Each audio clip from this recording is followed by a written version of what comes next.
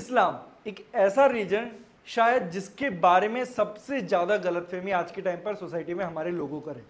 सबको लगता है कि इस्लाम के अंदर फीमेल्स को बिल्कुल भी राइट नहीं दिए गए, उनके सारे राइट्स को कर्टेल कर दिया गया है और उनको बहुत ही ज़्यादा ऑप्रेस करके रखा जाता है सोसाइटी में।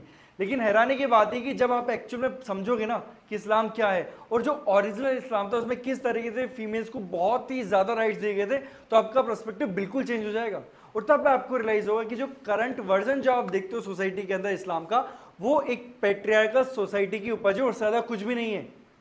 और फिर आपके मन में जितने भी डाउट्स हैं ना, जितनी भी गलतफहमियां, सारी दूर हो जाएंगी।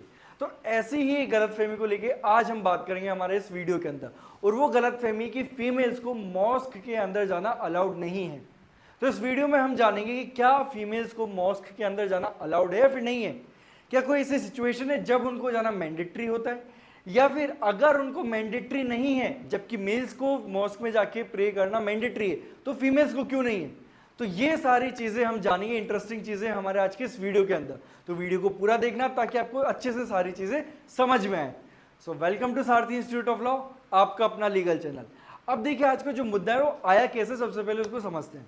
देखिए आज से कुछ साल पहले एक सबरीमाला टेम्पल के रिगार्डिंग जजमेंट आता है, जिसमें आपको पता होगा बहुत ज़्यादा प्रोटेस्ट हुए थे हमारे देश के अंदर। अलग अलग जगह पर ये बोला गया था कि जजमेंट गलत है, और जजमेंट आने से पहले भी प्रोटेस्ट हो रहे थे कि हमें ऐसा जजमेंट चाहिए। तो दोनों वे में प्रोटेस्ट हुए थे। और सबरीमाला जजमेंट के अंदर क्या हुआ था, बेसिकली एक मंदिर है, हिंदू टेम्पल है, जिसके अंदर फीमेल्स का ज़्यादा अलाउड नहीं है, एक पर्टिकुलर एज ग्रुप का। तो उसको लेके जजमेंट आता, जिसके अंदर ये बोला गया था कि जो रिलीजियस प्रैक्टिस है गलत है और फीमेल्स जो है उस मंदिर में जा सकती है इररेस्पेक्टिव ऑफ देयर एज।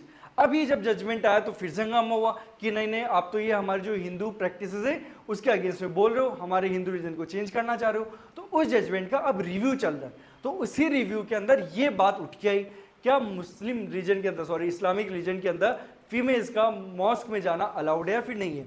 तो जब ये मैटर यहाँ पर कोर्ट के सामने आया तो कोर्ट ने इस सिचुएशन को लेके क्या बोला, क्या सुना, क्या समझा, चलिए जानते हैं इस वीडियो के अंदर।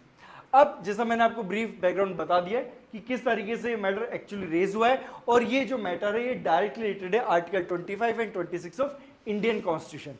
और जो ये रिव्यू पिटीशन चल रही है 9 जजेस बेंच के सामने चल रही है हमारे सुप्रीम कोर्ट के, जिस बेंच के जो हिस्सा है वो है हमारे chief justice of India justice Suryakant. इसके अलावा 8 अदर जजेस हैं जो इस पूरे मैटर को सुन रहे हैं और इसके ऊपर अपना जजमेंट देंगे। तो अब जब ये मैटर चल रहा है तो यहाँ पर जो हमारे जजेस हैं उन्होंने अपोजिट काउंसिल से क्वेश्चन पूछा, और अपोजिट काउंसिल किसको रिप्रेजेंट कर रहे हैं, all India Muslim personal law board, उनको ये रिप्रेजेंट कर रहे हैं। तो यहाँ पर कोर्ट ने क्वेश्चन उठाया whether there was any restriction on women to enter mosque to offer namaz or not। और जब ये क्वेश्चन उनसे पूछा गया तो ये जो all India Muslim personal law board है उनके जो एडवोकेट है उन्होंने क्या बात बोली, देखिए उन्होंने यहाँ पर ये बोला कि यहाँ पर फीमेल्स का मॉस्क में जाना किसी भी तरीके से प्रोहिबिटेड नहीं है। यानी कि उन्होंने क्लियर कर दिया कि मुस्लिम लॉ के अंदर फीमेल्स को पूरा पूरा राइट दिया गया है कि वो मॉस्क के अंदर जा सकती है। और उसके अलावा उन्होंने ये भी बोला कि मुस्लिम रिलीजन के अंदर सैंक्टम सैंक्टोरियम ये ऐसा कोई कंसेप्ट ही नहीं है। अब ये बात क्यों उठ रही, चलिए इस बात को भी समझते हैं। ये बात इसलिए उठ रही है क्योंकि जो फीमेल्स है ना, पहली बात तो यह है कि उनको मॉस्क में जाना अलाउड है कि नहीं है, और अगर मॉस्क में जाना अलाउड है तो क्या वो मेल्स के साथ रहकर नमाज पढ़ सकती हैं या फिर उनको एक अलग स्पेस दिया जाएगा। तो यहाँ पर जो एडवोकेट है उन्होंने बोला कि सर पहली बात तो ये है कि उनका मॉस्क में जाना किसी भी तरीके से प्रोहिबिटेड नहीं है, लेकिन हमें ये भी बात समझनी पड़ेगी कि मुस्लिम रिलीजन के अंदर सैंक्टम सैंक्टोरियम नामक कोई चीज़ ही नहीं होती है, कोई ऐसा कोई कंसेप्ट ही नहीं है। अब ये क्या वर्ड है, चलिए इसको भी समझते हैं। ये जो वर्ड है एक्चुअल में एक लैटिन फेज है। अब इस फेज का मतलब क्या होता है, इसका मतलब होता था होलीस्ट ऑफ द होली और मोस्ट सेक्रेड प्लेस। यानी कि अगर मैं बात करूं, जैसे अगर हम मंदिर की बात करते हैं उससे आपको ज़्यादा अच्छे समझ में आएगा, एक गुरुद्वारे की बात करते हैं तो जब मंदिर की बात करेंगे तो मंदिर का प्रेमाइसिस बहुत बड़ा हो सकता है। उस बहुत बड़े प्रेमाइसिस में एक स्पेसिफिक प्लेस होगी जहां पर मूर्ति होगी। तो उस पूरे मंदिर की सबसे सीक्रेट प्लेस क्या हुई, वो जगह जहां पर वो मूर्ति है। उसी तरीके से अगर मैं गुरुद्वारे की बात करूं तो गुरुद्वारे की बिल्डिंग प्रेमाइसिस बहुत बड़ी हो सकती है, लेकिन उसमें जहाँ पे गुरु ग्रंथ साहिब जहाँ पर रखी हुई हो एक बहुत स्पेसिफिक प्लेस होगी जो सबसे सेक्रेट प्लेस होगी, तो उसको हम बोलते हैं सैंक्टम सैंक्टोरियम। लेकिन मुस्लिम लॉ के अंदर ऐसी कोई प्लेस ही नहीं होती मॉस्क के अंदर। मॉस्क में चाहे आप किसी इस कोने में बैठे हो या इस कोने में बैठे हो, पूरी तरीके से सारी जो जगह है वो इक्वली ट्रीट की गई है। अब यहां पर जब ये बोला गया कि भैया सेंक्टम सेंक्टोरियम ऐसा कुछ है ही नहीं, तो इसका मतलब क्या हुआ कि आप मस्जिद में कहीं पर भी जाके जो है क्या कर सकते हो, प्रे कर सकते हो। क्योंकि अगर आप इसको कंपेयर करोगे किससे, मंदिर से, तो मंदिर में अगर आपको प्रे करना है तो मूर्ति के सामने जाना होगा। जो डेटी है जिसकी मूर्ति लगी उसके सामने नहीं जाओगे तो प्रे करने का फायदा क्या हुआ। आप ऐसे तो कहीं पे भी खड़े होकर प्रे कर सकते हो। तो मंदिर में एक कंसेप्ट होता है, लेकिन इस्लामिक लॉ में ऐसा कोई कंसेप्ट ही नहीं है, ऐसा इन एडवोकेट ने बोला। फिर उन्होंने यहाँ पे और क्लेरिफिकेशन दिया कि जब जस्टिस सूर्यकांत ने उन्होंने से क्वेश्चन पूछा for factual clarity are women allowed to enter the mosque, तो उन्होंने साफ साफ बोल दिया भैया अलाउड है। लेकिन उन्होंने ये भी बोला कि सर यहाँ पे जितने भी इस्लामिक स्कॉलर उन्होंने कंसेंसस बना लिए कि फीमेल्स का मॉस्क में जाना अलाउड है, मना नहीं कर रहे हैं, लेकिन साथ में उन्होंने ये भी कंसेंसस बनाई है कि फीमेल्स का मॉस्क में जाना मैंडेटरी नहीं है, एडवाइजेबल है, मैंडेटरी नहीं है। तो यानी कि अगर फीमेल मॉस्क में जाना चाहती है, प्रे करना चाहती है, तो ऑब्वियसली वो कर सकती हैं।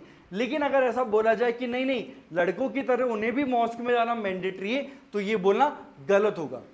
उसके बाद नेक्स्ट क्वेश्चन यहां पर उनसे पूछा गया, इससे पहले एक और चीज मैं आपको रेफर कर देता हूं।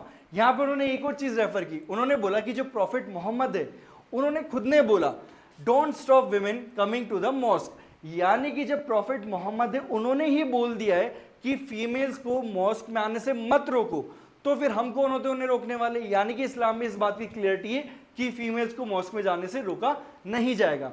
फिर नेक्स्ट क्वेश्चन उनसे पूछा गया, सीजीआई ने ही उनसे क्वेश्चन पूछा whether women can be part of the congregation, तो उन्होंने ये बोला कि सर देखिए मॉस्क के अंदर जैसे सेंक्टम सेंक्टोरियम का कोई कंसेप्ट ही नहीं चलता है, लेकिन फीमेल्स को मॉस्क में आना अलाउड है। लेकिन क्या है ना कि मॉस्क के कुछ रूल्स हैं, अगर फीमेल्स मॉस्क के अंदर आके नमाज पढ़ना चाहती तो पढ़ सकती, लेकिन अब वहां पे सेग्रीगेशन होगा, मेल्स अलग जगह होंगे, फीमेल्स अलग जगह होंगे। क्यों? क्योंकि मस्जिद के अंदर मॉस्क के अंदर सेंक्टम सेंक्टोरियम का कंसेप्ट ही नहीं है, तो आप किसी भी जगह बैठ के नमाज पढ़ो वो पूरी तरीके से एक्सेप्टेबल है, वहां पर आपकी प्रे में किसी भी तरह की कोई दिक्कत नहीं आने वाली। आप ये नहीं बोल सकते कि नहीं मुझे तो एक स्पेसिफिक जगह बैठ के ही नमाज पढ़नी ना, आप ये चीज नहीं बोल सकते। तो आप इस चीज को चैलेंज नहीं करोगे कि नहीं नहीं हम तो मस्जिद आए तो मस्जिद में आके अब मेल्स के साथ बैठ के ही नमाज पढ़ेंगे। ओके, इसके बाद जस्टिस बीवी नागर ने पूछा it is not mandate for them to attend a congregation, council answered in the affirmative and added that it is not preferable for a woman to attend the congregation। तो अब यहाँ पे जब बोला जा रहा है कि अलाउड है लेकिन मैंडेटरी नहीं है, और साथ में ये भी बोला जाता है नॉट प्रिफरेबल, तो क्वेश्चन ये उठता है कि भैया प्रिफरेबल क्यों नहीं है। एक लॉजिकल माइंड में अगला क्वेश्चन यही उठना चाहिए ना कि जब आप अलाउ कर रहे हो तो फिर आप ये क्यों बोल रहे हो नॉट प्रिफरेबल। और यही क्वेश्चन नेक्स्ट जस्टिस के मन में आया, तो उन्होंने क्वेश्चन पूछा उनसे कि आप हमें बताओ कि प्रिफरेबल क्यों नहीं है। तो यहां पर एडवोकेट ने बोला कि सर अगर घर से सभी लोग मॉस्क चले जाएंगे तो घर का कौन ख्याल रखेगा, घर पे अगर कोई छोटा बच्चा है तो उसका कौन ख्याल रखेगा। तो इसी रीजन की वजह से जो मेल्स है उनको कर दिया गया मैंडेटरी कि आप जाओ मॉस्क में वहां पर जाके नमाज पढ़ो, और जो फीमेल्स है उनको बोला गया कि इट्स प्रिफरेबल कि आप घर में रह के नमाज पढ़ो रादर देन मॉस्क जाके, ताकि आप घर का ध्यान रख सको और घर पे अगर कोई बच्चा है तो उसका भी ध्यान रखा जा सके। तो मुझे लगता है ये काफी हद तक एक रीजनेबल बात है, क्योंकि देखो आज के समय पे भी अगर हम बात करें तो हम घर को सूना नहीं छोड़ते। आपने देखा होगा अपनी फैमिली को, अगर हम कोई लंबी ट्रिप पर जा रहे हैं या किसी फंक्शन में जा रहे हैं तो घर पे किसी ना किसी को छोड़ के जाते हैं, तो ये तो हम भी फॉलो करते हैं। तो इसी चीज को यहाँ पर बोला जा रहा है और इसी चीज को एक लॉजिक बनाते हुए बोला गया, इसलिए नॉन प्रिफरेबल है ना, लेकिन ऐसा नहीं कि बैन लगाया गया। तो आई होप आपको इस तरीके से क्लियरिटी मिल रही होगी कि क्या यहाँ पर बातें बोली जा रही है। फिर यहाँ पर जो एडवोकेट है ना, उन्होंने लेकिन एक बात को जरूर पॉइंट आउट किया। उन्होंने क्या बोला, उन्होंने बोला कि सर जो इसेंशियल रिलीजियस प्रैक्टिस का जो क्राइटेरिया है ना, जो हमारे कोर्ट अप्लाई करते हैं to decide whether a particular religious practice is essential और नॉट, तो जो क्राइटेरिया ना मुस्लिम रिलीजन के ऊपर फिक्स नहीं बैठता है। उसका रीजन ये है कि मुस्लिम रिलीजन के अंदर ना प्रैक्टिसेस को 3 अलग अलग कैटेगरी के अंदर डिवाइड किया गया है। पहली कैटेगरी आती है मैंडेटरी, जो आपको करना ही पड़ेगा, या तो आपको करना ही पड़ेगा या फिर वो स्ट्रिक्टली फॉरबिडन है, तो ये वो कैटेगरी है।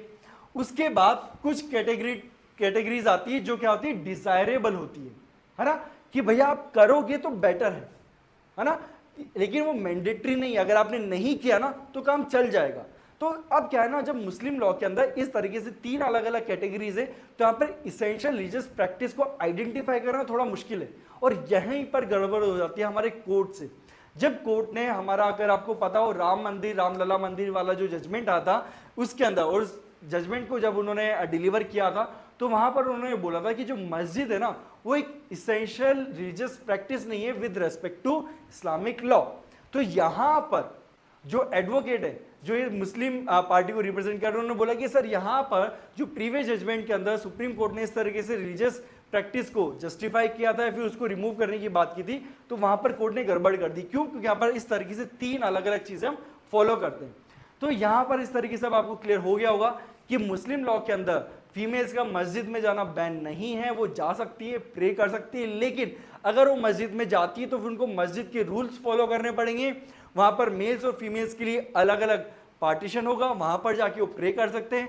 क्यों? क्योंकि मस्जिद के अंदर सेंक्टम सेंक्टोरियम नामक कोई चीज होती ही नहीं है, तो आप कहीं पर भी बैठ के प्रे कर सकते हो। और लास्टली, फीमेल्स को एडवाइजेबल है कि वो घर पर रह के प्रे करें। क्यों? क्योंकि एटलीस्ट घर पर रहना किसी को जरूरी है, और बच्चे हैं तो उनका ख्याल रखना भी जरूरी है।